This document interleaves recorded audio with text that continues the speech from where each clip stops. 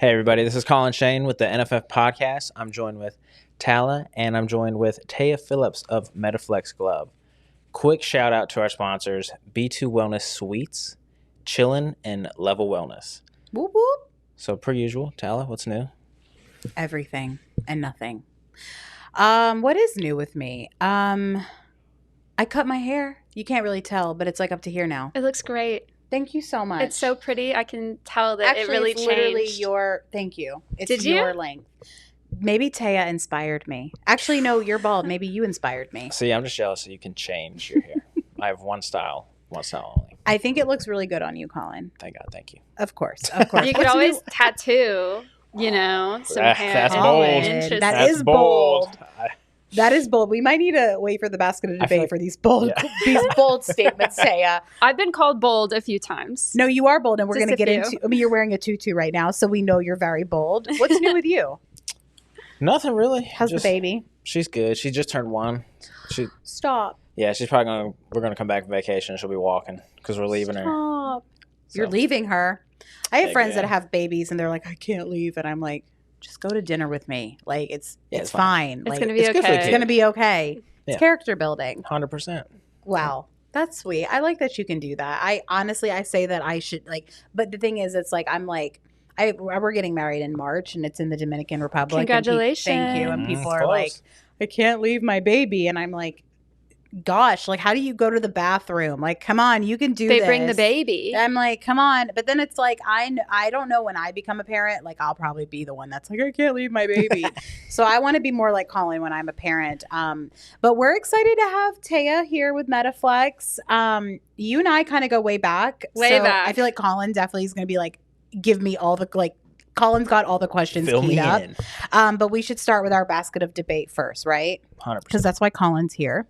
He To literally debate. was I like, leave right after. he was like, I that, don't so even they're want out. to do this, Okay, so I'm okay, just okay. going to be here for the debate only. So you grab a question and then pass it to Collin. I'll go first this time. Wait, stop. This is from last podcast. I need another one. Collin, you can read yours if you want while I'm changing. I want the big one. Why did we put these in here? Okay, hopefully I have a new one this time. Let's try it. Okay, this is new. Should self-driving cars be mandatory to reduce accidents? Ezra, good question. Good question. See, I would say yes, but then my crazy mind would be like, but what if there's like, because you just don't trust, like, to me, I don't trust AI to the fullest because you could mess up AI too, right? So like, could there be more accidents with self-driving cars? Did you hear about that guy that got stuck in his, like, it went past this thing and he's just going in circles? No, stop. Where was this? Crap, what city was this? I just heard about this yesterday. I thought it was the funniest thing. He's just stuck in there. He just doo-doo-doo-doo. And it just kept going in circles? Yeah, They're not perfect yet. The Yeah, no, technology not is at not all. perfect. Not at Yeah. all. Once the technology becomes perfect, then sure, mandatory, whatever. If you honestly, but though I can imagine those are very expensive. So can you make something mandatory that are very expensive that not everybody can afford? Ooh, good ethical question. Thank It's like you. an iRobot where he's driving and getting away and he puts on like the manual driving because all the cars are self-driving in that movie. And the passenger is like, oh, you're going to drive manually? Exactly. That Like, could be the future of it. Isn't that weird that manual driving would be like An old, outdated thing? Wow. I think we'll get there eventually. you do. Technology Well, of is just course. advancing so quickly. Well, that's the field that you're in. So of course you say that. Uh, What do you know that we don't, Téa? what do I know? Secrets. Tell I me know tell me secrets. your question. Okay. Oh my goodness. If animals could talk, would humans still eat them?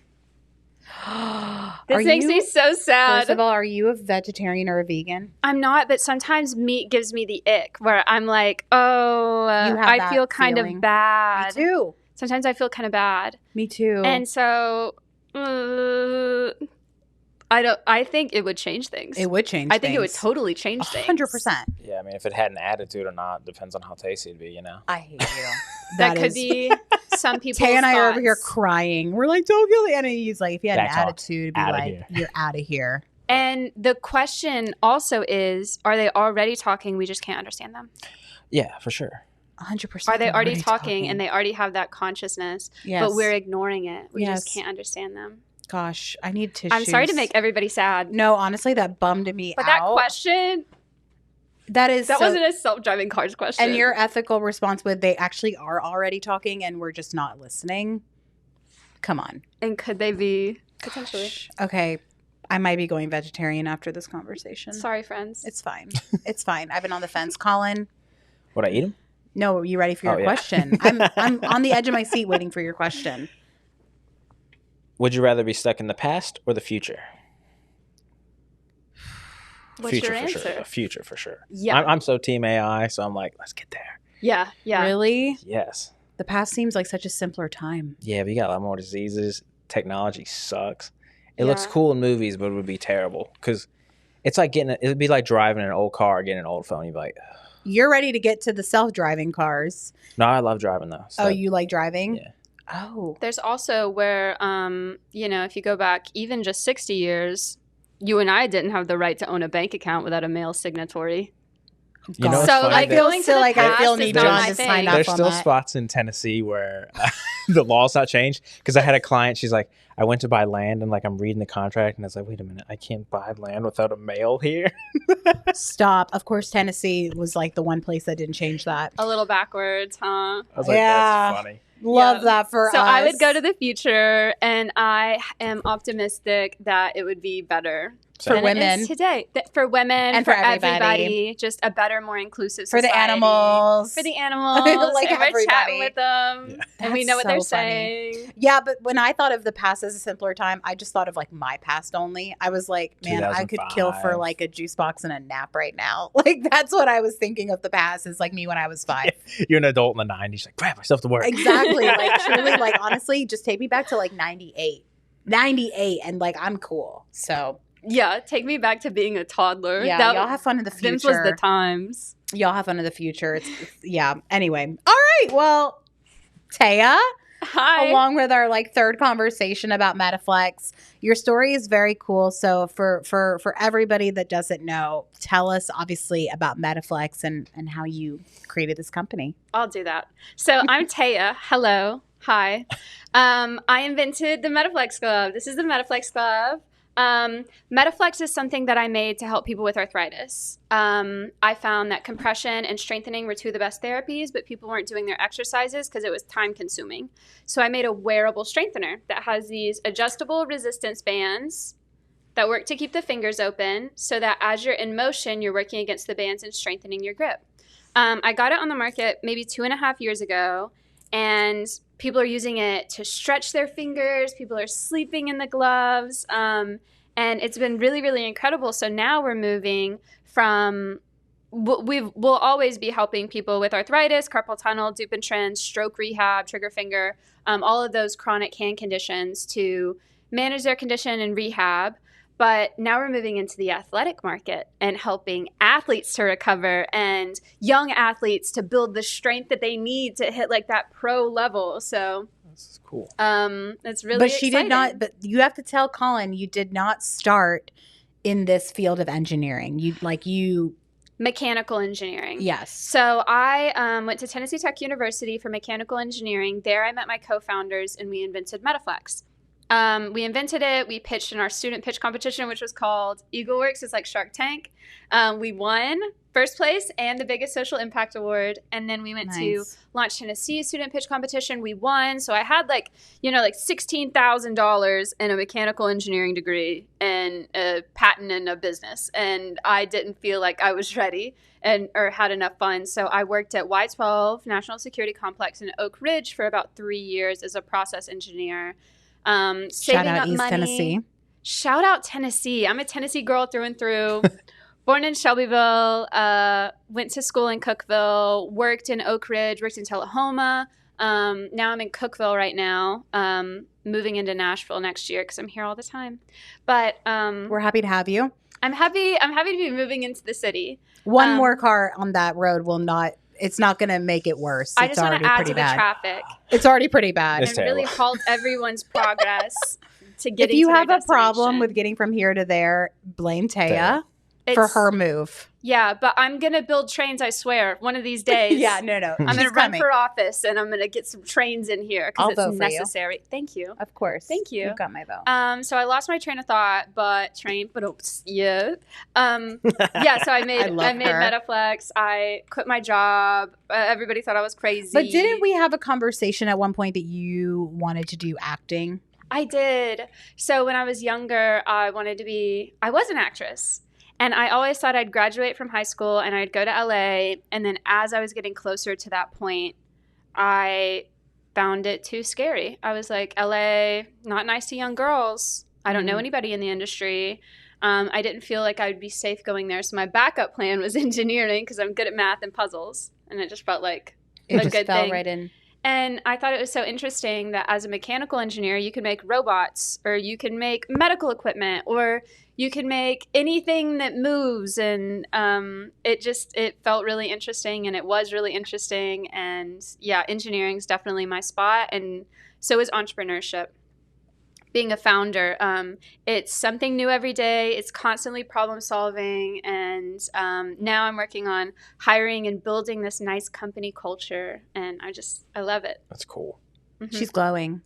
You found your thing. I found my thing. Which is really, I think a lot of people wish that they glow like you when they talk about the things that they do for work, right? I think there's a lot of people that might be even listening or, that just do not have that same passion. Yeah. So I think that you are such an inspiration in that. Obviously, you talked about like the types of, chronic conditions that the glove can help. Are there things that you've heard that people use your glove for that you were like, I never thought about that before? There's a guy who has Parkinson's that sleeps in the glove every night. And as an engineer, I just was not super familiar with all of these different hand conditions. And so all of them have kind of been surprising. And I brought on a hand expert, a certified hand therapist, Justin Steer, and he's on my team now. And he has this long list of it helps with this and this and this and why. We also have some researchers that are looking at studying MetaFlex as a way to prevent injury. And all of the independent research that has been done on stretching, strengthening, and compression kind of validate the theory that it would be helpful for preventing injury of the hand in chronic conditions. So I'm really excited for that research to come out. They're going to focus specifically on percussionists, so drummers, and seeing if wearing MetaFlex after playing is going to be helpful for them. And we're athletes, musicians, artists. I mean, we're all using our hands, scrolling on our phone, typing on our computer. So I feel like I keep saying I fell into like a gold mine with this. It started with arthritis and trying to help my grandma. And it has become this big thing that's now helping all of these other people with all of these other problems. And I get to do what I love, which is building the culture and innovating and making new products. Yeah. Isn't she awesome? So that's cool. She's so bubbly. I love it. Your story almost seems like it was too easy, but I can imagine. Girl, I was going to say like her and her tutu, she's like, just like, look at me. But it's like, you make it seem like it was super easy, but obviously I can imagine a lot of you just, with trial and error and a lot of things that entrepreneurs and business owners and people in general just go through day to day to build something off of the ground. What would be some advice for someone that may want to kind of step in your shoes and do something similar? I'll start by saying this is the hardest thing I've ever done in my life. I ran out of money. I moved in with my parents. I maxed out my credit cards. I got some of them where they sent them to collections and I was paying that off. Like this has been insanely difficult. I had people tell me, this isn't going to sell. This isn't going to work. This isn't good enough. I moved in with my parents. I was she's like, I want to make sure you all heard that. I want to make sure you all heard that. I moved in with my parents. I ran out of money. I had to get a part-time job. I couldn't do this. It took me a really, really long time to do this. And I did it through persistence and willpower and just sheer determination of like, I'm going to do this. It's going to work. And it is working. But it took me a really long time to get there, and it took me a lot of people telling me I was never going to get there. And now there are people that are waiting for it to all tumble, But it's persistence and it's willpower and it's determination, and I knew I was onto something, and I knew it could help people, and I felt responsible for bringing it to the world. And I'm one of the people that just goes all in. I was like, this is what I'm going to do, and I'm going to do it. And I did it, and it's been really good, but also really, really difficult. And I feel like I was lucky enough to have something that, like, my grandmother had this problem. So I knew how big of an impact on someone's life it would have to regain their mobility and their independence. So it was an important problem to solve, not just like a gadget. Like, I want to bring this little thing to market. Like, I want to bring a medical device that's going to change people's lives to market. And I was able to do that. And I did it through a lot of community support and finding people that believe in me and listening to them and just like letting my ego take the back seat and always being open to criticism and learning. And it's been insanely difficult. But I would say if you have something that you know you're meant for, keep moving forward. You're not going to get there if you don't take the next step and the next step and the next step. And it's difficult, and definitely pivot when you need to, but not everybody's going to get it immediately. And you can't listen to everybody, but don't like take it to heart, and know that you're going to fail a lot. I feel like I have just over and over again, at the beginning especially, I feel like I'm just now out of the beginning of it, just falling on my face. Every time I take a step forward, it was the floor would get pulled out from under me and I would fall down. I'd be in the mud and I have to crawl back up. And it was insanely difficult, but I finally made it happen. And it's just because I didn't stop.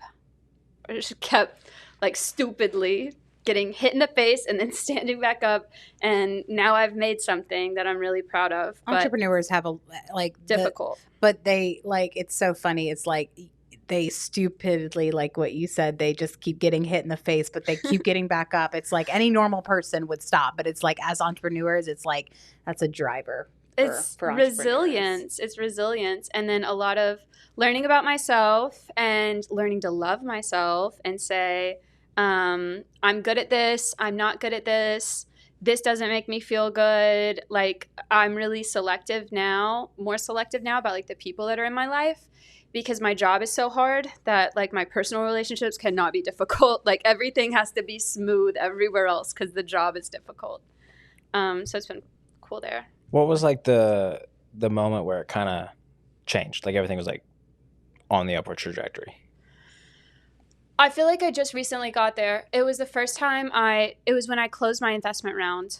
Nice. So I raised investment, and that was very difficult. It was very difficult. I pitched hundreds of funds, hundreds of angels, and I eventually got like 10, I think, ish, that put money in. Some people put $25,000 in. Some people put $100,000 in. That was crazy to me. You were playing like real life Shark Tank. Yes. Yeah. I'm pitching in 2 days because I'm raising again. But I've done it once, so I feel more confident going into this one. I already have some people that are in on this round, and it's just bringing them all together and like getting it done. But I think the moment where I felt like I made it is the first time that I went to see my manufacturer in China. And that was actually this March, end of March, beginning of April. I flew to China. I landed in Hong Kong. I went out to dinner. It was amazing. And then I went to where we're manufacturing right outside of Hong Kong in Shenzhen. And I met the owners of the manufacturing facility and the owners of the quality management people and like the sample makers. And we were making new versions of MetaFlex. And I just like woke up one morning and I was like getting ready in this nice hotel room and like taking a shower and getting ready. And I just felt like I made it. Like, this is exactly where I'm meant to be. This is what I've been working all my life to be doing right now. And here I am. I love that. It's cool. I love that. I mean, also to go to China and go to your manufacturer, like that is what a pinch me moment that is. Because my I mean, it's gosh. at that point, it's you did something that created this ripple effect to take you to another country. So that is a very, very big deal. Obviously, we've talked about the different things that the glove can do to help, and now you're saying that we're kind of going from more of a healthcare standpoint, we're going now into another division, which is our athletics and sports. So Yeah. take us through that. Yeah. So I always knew that MetaFlex was going to be helpful for athletes because compression helps to reduce delayed onset muscle soreness if you wear compression during exercise. So pairing compression with grip strengthening, it just always made sense. And then the way that you recover from injury is the same way that you prevent injury, which is stretching, strengthening, and compression. So I've already tried the original MetaFlex on pro athletes, and they wanted stronger resistance. So the thing that we changed from the MetaFlex to the MetaFlex Pro, which is releasing at the end of October. Here's your exclusive right here. Cute. Thank MetaFlex you for Pro that. coming soon. Is I made the band stronger. So they range, depending on the finger, from like 2 times the amount of strength to 1.5 times the amount of strength. So they are much stronger in the tension that they provide. And so it's for people looking for more advanced strengthening and a deeper stretch, just people that have like that higher level of grip strength, or younger athletes who are trying to hit that next level. When I was interviewing baseball coaches, athletic trainers, and people who help people strengthen their grip, I found there's a lot of variation in the ways they're doing it. You stick your hand in a bucket of rice or beans and move it around. You hold these like plates that you would put on the barbells. The rack. The rack. You know what I mean? I got you. You got it. You'd hold the plates and like just have them in your hands, but there wasn't any like on the go except for the spring-loaded strengtheners. But the spring-loaded strengtheners, you have to sit there and you have to do 20 reps. Where the MetaFlex, you wear it, you can do this, and then you can grab something, or you can be scrolling on your phone and you're working against the bands. So it's still the same concept of the easiest way to improve your mobility, your strength, and your function, and your hand health. It's just made for the athlete. So MetaFlex Pro. What would be the sport? Like you said, baseball. What other sports would be definitely needing this? Yeah, I think rock climbers use a lot of grip.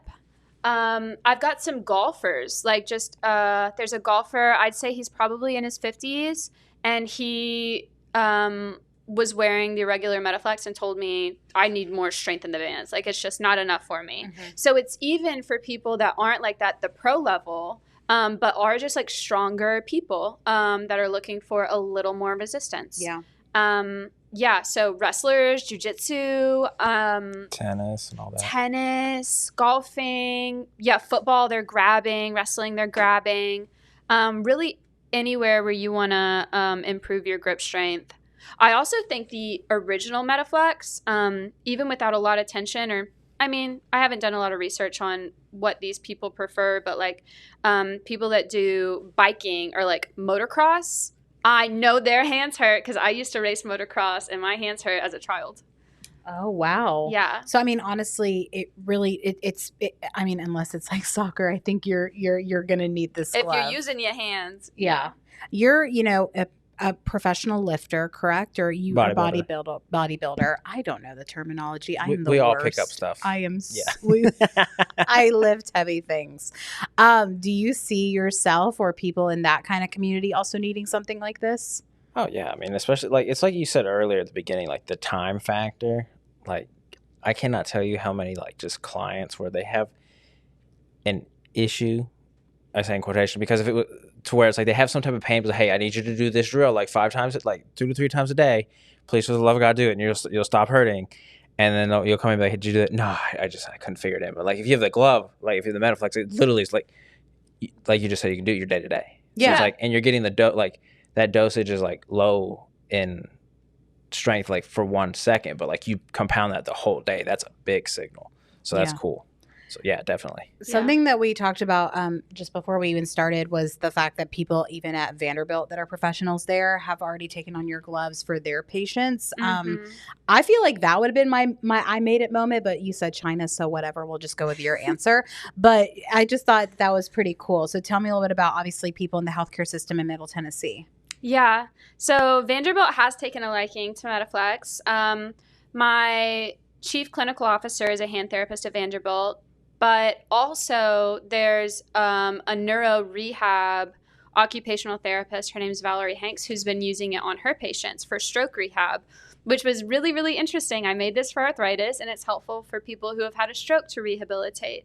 There's also a really cool case study that hasn't been published yet, about someone who has had a surgery and is using MetaFlex to rehab. So I'm really excited to share that at the end of October whenever it gets published, because Vandy's going to publish it before I really talk about it. But yeah, we've been using it. I also recently went to an occupational therapy conference, TNOTA, which is the Tennessee chapter of the Occupational Therapy Alliance. We were a sponsor at the conference. We brought the gloves. We did research and asked like 60 of the participants there, which were a mix of OTs and OT students, what they thought about MetaFlex, if they think it's beneficial for strengthening and stretching, easy to put on, and what conditions they would most recommend it for, and overwhelmingly positive responses. So MetaFlex has seen a lot of support from the healthcare community. We're also in VA medical centers. So we're helping our veterans. That was one of my most favorite things that we were able to do. And I think we got there last year. We're covered by insurance. So this is something I made MetaFlex intentionally affordable because I grew up in Shelbyville, which without a lot of money. And I know access to healthcare it's just out of reach for a lot of people. Taking the time to go see a provider, taking the time off work, paying your copays and the bill that comes after your copay. So I wanted it to be affordable medical care. So MetaFlex is $55 for a pair of gloves. Wow. And thank you. It was a lot of work getting it there, but I got it there. Let me ask you, this is such a weird question, but we're always using our phones. Are you able to use your phone with the MetaFlex Glove on? You can use your phone. It's got touchscreen pads. Nice. On these 3 fingers, and I'm actually moving it to all 5 fingers in the gloves that are going to come out next year. Just to give people more, people like to touch things differently, and you might have an iPad where you want to touch it with more of the fingers. But yeah, seamless device use, and it's covered by insurance. So if you go to your doctor or your therapist, ask them about MetaFlex so you could get it for free. Wow. We'll take a quick break for our sponsors real fast, and then when we come back, I want to ask some more about the direction that you're heading with like the athletes and stuff. If you're a wellness or fitness pro looking for a space that truly fits the way you work, check out B2 Wellness Suites. With locations in Brentwood and Mount Juliet, B2 offers private suites, shared offices, and day rentals, all in a calm, welcoming environment designed for our industry. But it's more than just a space. It's a community of like-minded professionals who support, inspire, and grow together. Learn more at b2suites.com.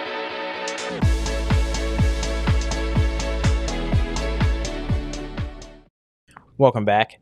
I'm here with Téa. So question with the MetaFlex Glove. It's just flexion, or is there like an extension resistant suit as well? It brings you into extension, so it's resistance with the closure of the hand. If we were to do bands here, there is a flexion glove that already exists. If we were to do bands here, it just wouldn't work as like the day-to-day fits into your routine. It would require that time to open and close your hand to get those benefits. So I just put the bands on the extension so it would kind of all mesh together. Nice, I like it. What was how'd you come up with the design, really? Like not a jab, but like that's just so, it's one of the things like should have thought of that. Like it's just so simple, you know what I mean? But like nothing. Did you have any like competitors out there, or was it just got the patent and then you're in? It was so easy. I was actually really surprised. It was like too easy almost. It was like And that's how you know that you have a good product is when it's one, simple. So I learned a lot about that in engineering, and just if you have more moving components, then you have a higher likelihood of failure because you have all of these things that could fail. So I wanted to make it super, super simple so that it was easy to use and really durable and would stay together well and not have these components that could get messed up in it. And for the design, I mean, I just drew it out. As soon as we started talking about needing the resistance in the compression glove, I drew it immediately, like it came into my head, and I knew exactly what we were doing. And then I spent a lot of time studying the anatomy of the hands to make sure the bands were lined up perfectly, because it's really important if you're providing resistance to any sort of motion to make sure that it's not an unnatural resistance. Like we're not moving it in some odd way. We're moving it exactly so it lines up with the tendons, ensuring natural hand movement. So as you close your hand, it's just a really natural resistance to your normal motion. And then I drew it up. We started winning competitions. One of the competitions we won in EagleWorks, we got pro bono work from a lawyer, which was really nice. So I paid a few $100s for my first patent. And it was just the right place, right time, good people supporting me. But it was so surprising that no one had done this before. Like, what a simple idea. Compression, stretching, and strengthening, all commonly recommended together, but no one had done it before. So I kind of knew that it was going to take off and be this huge thing right from the beginning, because it just made sense. Do you think you'll stay just with the hand, or will you ever try like something plantar fasciitis, like with the foot, or you're just I need the foot. I'm speaking from like experience. I have feet problems. I never have hand problems. Like, I don't know why, but the feet, I'll be the first in line. I get that question all the time. So yeah, eventually the MetaFlex technology can be used for other parts of the body. We're going to start with upper extremities. So I've got a few different gloves that I want to launch before we start moving into other things, but it'll just be, sleeves, just working our way up the arm so we can stay really focused on where we're going next. Makes sense. Yeah. And when you do the feet, can you make it pink? Yeah. Thanks. Of course. If you just want to give me just a pink one, that'd be great. Anything for you. Thank you. I think it's really important to also note that you have learned a lot in the healthcare system. You were talking about tendons, and you were talking about like the bones. Like, did you kind of take on like an orthopedic like hat, like when you did stuff like this? Like, did you learn a lot? Like, I don't know. When I watch Grey's Anatomy, I feel like I'm a doctor, but I feel like I can imagine you have a little bit more of an And when insight. I watch Suits, I feel like I'm a lawyer. I'm Yeah, like, I could do that. Send me into the courtroom. Yeah. Objection. I've learned a lot, but I wouldn't go. I don't know. You wouldn't want to have a heart attack around me or anything. They have such specialized training, and I don't have that. And when I chose engineering, I was looking at things that made a lot of money because I wanted to make a lot of money. And I was like, okay, engineer, doctor, lawyer. Didn't want to be a doctor because I didn't want to have to deal with the body, I was like, and ironically, you deal with the body now. And here I am now doing just that. But studied engineering for that reason. I thought law school would be boring. Now I think, how useful would it be to have a law degree? Would be pretty useful. Yeah, in this day and age. With how expensive lawyers are too, it'd be beneficial. But I think the next thing I'm going to go to school for is computer science, because that is the future. That's the future. Absolutely. Is cybersecurity. That's where you're going to make a lot of money and be able to protect yourself and your family and friends. But I have learned a lot about the hand specifically, and a lot of it just makes sense to me. Like, carpal tunnel is because you have this tendon that's going through a tube and it's bent, and so it creates friction, and then it inflames, and then you have pain. So a lot of it just makes sense from a mechanical standpoint. Yeah. I can imagine that you use a lot of your mechanical engineering brain into the human body and how it just naturally makes sense for you. Yeah. I mean, obviously, first of all, the design I always found very, very cool. Thank you. Of course. And you said that you also are going to do something for maybe longer fingernails. I am, but it's a secret. It's a secret. Okay. So I was going to say, because all y'all long fingernail girls, I'm thinking about you. I got you on my mind, and I'm working on something for you. Okay, good. Because I was going to say, like, I tried it on earlier, and I was like, this doesn't fit right. But I'm so happy that we're going to have something maybe soon. Yes, soon. Okay. It'll be next year. It'll be in 2026. Okay. Something for my long fingernail girlies. We're constantly innovating at MetaFlex, which is really, really cool. Obviously, where can people go to find more information on you? And I mean, the glove is sold on Amazon. It's sold everywhere. It is. But shop local at my website, metaflexglove.com. If you want a visual, there she is right there. There's also, we are on Amazon, but if you buy from my website, then I get more of it. So do that. I love her. She's so honest. She's so honest. I love it. I want to be super transparent. Do it. Especially as like a medical device company, I want to make sure that people trust me and that I'm honest with them. It's one of our core pillars at MetaFlex is just making sure we're doing the right thing all the time and being really transparent. I'm also in a handful of pharmacies across the U.S., so you can go on MetaFlexGlove.com and look at our store locator, and there could be a pharmacy near you or a medical supply company. You can also ask your physician, your clinician, your therapist, whoever you see, about MetaFlex, and if you're prescribed it, it's covered by an L code, so tell them that.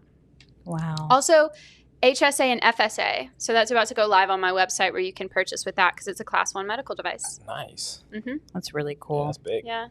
I love talking to you. I could talk to you for hours because I think what you do is so cool. Do you make sizes for children? I got that question a lot when I went to the occupational therapy conference. A lot of people want it for pediatrics, and I am looking at it. I don't have children's sizes out right now. I've got an extra small, which is the smallest we go. And an extra large. I'm about to have a 2XL because we're changing our size. I feel like the need for children, though, would be very small, right? In something like this. I haven't really studied the market, but we have gotten asked a lot. You should look in the special ed side, like the physically disabled. Because my wife used to do that, and like they get this stuck like that. Anything where like you are stuck in a claw or like a clenched position, oh, they make it worse. Put on MetaFlex. That'd make it worse. It'll help. Oh, really? Oh, because Yeah. it's pulling it back. Yeah, Because it pulls it back. Yeah, that's cool. So it's compression for pain, and then it's just gentle. If you can get the glove on the hand, if you can extend it enough to get the glove on the fingers, then it'll be helpful. The OTs would love that.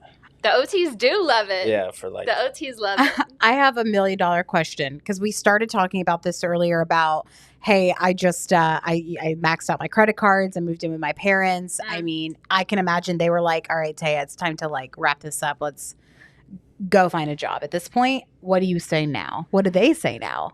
Oh, I'm sure they're very proud of me. Oh, they're good. very proud of Good. me. And they were always very supportive. Just like silently, I knew they were worried. They're like, what has she done? And I actually did. I started applying for jobs. I started applying for investment. And then I started applying for full-time jobs because I could not find an investor. And it was crazy. I'm like, people say it's a miracle on Amazon. Like I had fantastic reviews, and I couldn't find people to invest in me. And eventually I did. And I'm raising my seed round now. But in my last round, I was looking for investment, and then I was looking for full-time jobs. And so I applied at, I'm a mechanical engineer, and I've worked for the Department of Energy and the Department of Defense. And so I was applying to like Blue Origin, and I got calls back from them and interviews scheduled.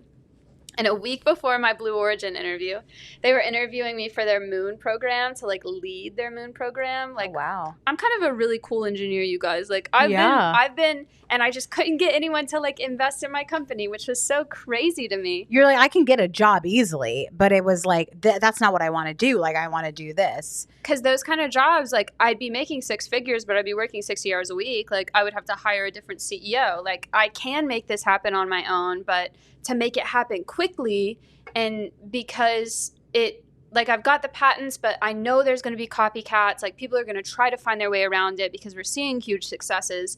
Like I need to devote myself full time to this to like really scale it so that we have brand recognition when these copycats do come out.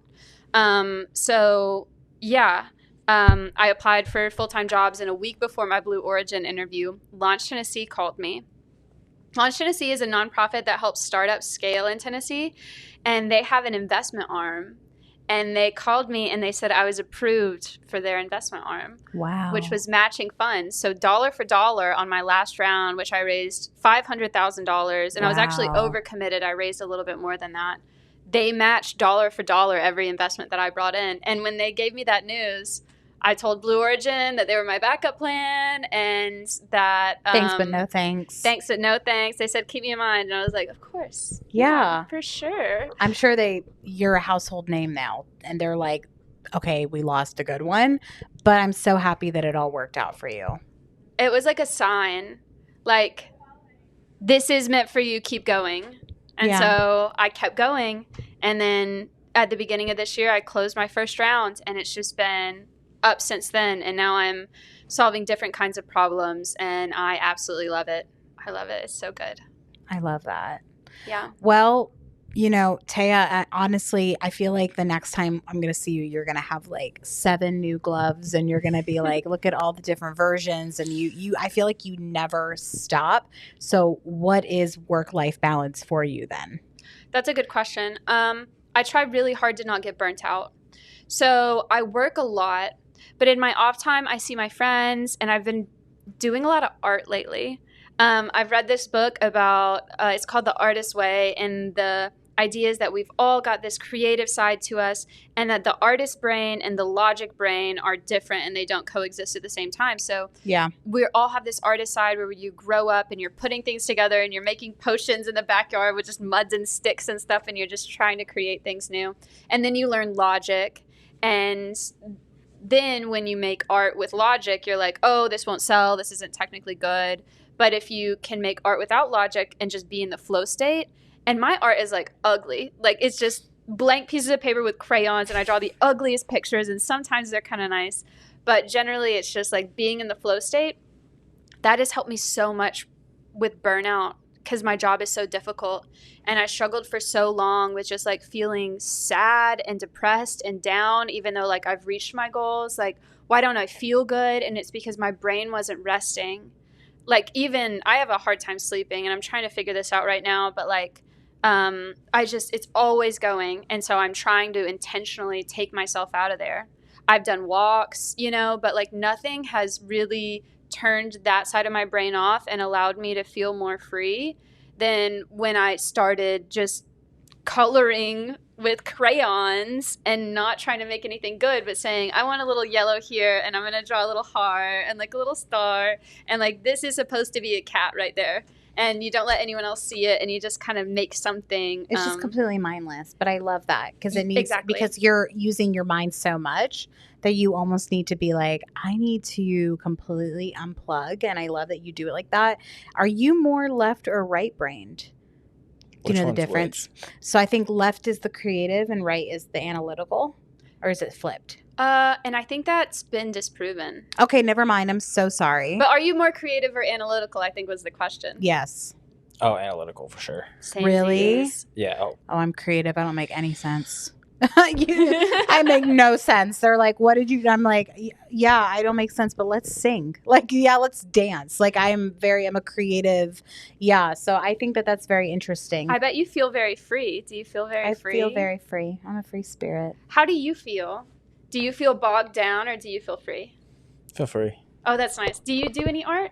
Oh God, no. God, no. But like, my no. release is like is training. So like my whole world's all in that thing. So it's just like it's like my job is training, my hobby is training. So they just like intermingle. So it's just like. So you feel like you're in your flow state when you're doing that? I feel like I can turn on and off. But I've always felt that way. When you're at work, do you feel like you're working, or do you feel like, oh, this is fun and this doesn't feel like a job to me?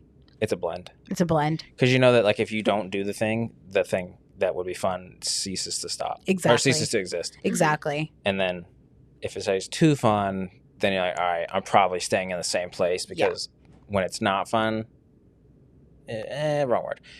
When it feels the hardest is when you're trying to push that next level and you're just like, okay, like, yes, like I'm nervous-ish, but it's like, is this cool because we're going to the next spot, like trying to push the needle forward. Exactly. Yeah, I always found that very interesting. People that either possess more of the logical, analytical side, or more people that possess the creative side. But you seem like you're a really perfect blend. Thank you. Mm-hmm. I'm very heavy logical, but I have been trying and being very intentional about tapping into my creative side because I think that's really fun. It's really fun to be able to do that and have like the logic on the back end of it. But so now I'm designing new versions of gloves and making new like colors and just trying to have fun and like have fun with the way I dress and romanticize my life. Romanticize my life. Like, oh, I just love my life. I need that, like, honestly, as a reminder to romanticize my life. That is such a good way to start your day, to start your journey. That is really, really cool. Last time for people, where can they find out more about you, get the glove, and just keep up to date on everything that MetaFlex is doing? Yeah. MetaFlexGlove.com, METAFLEX glove.com. You can also find me on LinkedIn, and I recently created a public Instagram page, so you can follow me. Finally! I know. She's got an Instagram. I know. So it's Téa.s.Philips, TEA.s.Philips, and you can follow me, and I post about when I go to China and when I do... like we went to a WNBA All-Stars game. Nice. And like we're pitching MetaFlex to basketball players. And, nice. Found some football players there too. And maybe we'll see Caitlin Clark in her glove maybe next year. What a dream. What a dream that But I don't even doubt it because like you are the kind of person that would be like, I'm going to try to accomplish this, and then that happens. Yeah. And we'll see her next year. Yeah, you'll see her next year in the MetaFlex Glove. I love it. Oh, Téa, thank you so much for joining us. You want to close this out, Collin? Yes. Like, follow on all the platforms, Spotify, YouTube, the whole thing, Apple Podcasts. Thanks for joining us. We'll see you on the next one.